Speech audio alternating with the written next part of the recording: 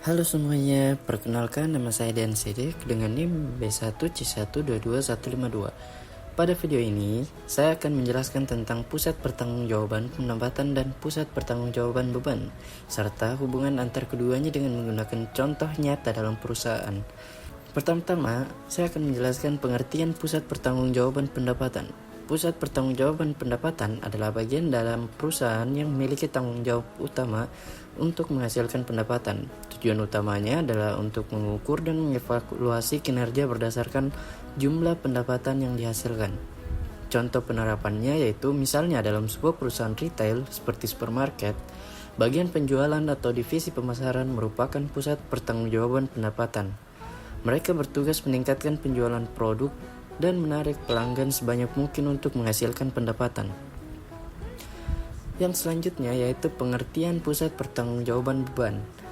Pusat pertanggungjawaban beban adalah bagian dalam perusahaan yang bertanggung jawab atas pengeluaran atau biaya-biaya yang terjadi dalam operasionalnya. Evaluasi kinerjanya dilihat dari bagaimana mereka mengelola dan mengendalikan biaya secara efisien. Contoh penerapannya, misalnya dalam sebuah perusahaan manufaktur, bagian produksi atau bagian pemeliharaan fasilitas bisa menjadi pusat pertanggungjawaban beban. Mereka bertugas memastikan proses produksi berjalan dengan biaya serendah mungkin tanpa mengurangi kualitas.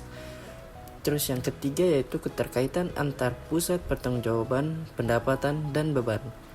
Kedua pusat ini saling berkaitan dalam proses pencapaian tujuan perusahaan. Pendapatan yang tinggi akan optimal jika beban yang terkendali. Sebagai contoh, bagian pemasaran yang meningkatkan penjualan harus berkoordinasi dengan bagian produksi agar barang tersedia dengan jumlah cukup dan biaya produksi tetap efisien. Jika pendapatan meningkat tapi biaya juga ikut melonjak tanpa kontrol, maka keuntungan perusahaan tetap tidak optimal. Demikian penjelasan singkat dari saya mengenai pusat pertanggungjawaban pendapatan dan beban. Semoga penjelasan ini bermanfaat. Terima kasih.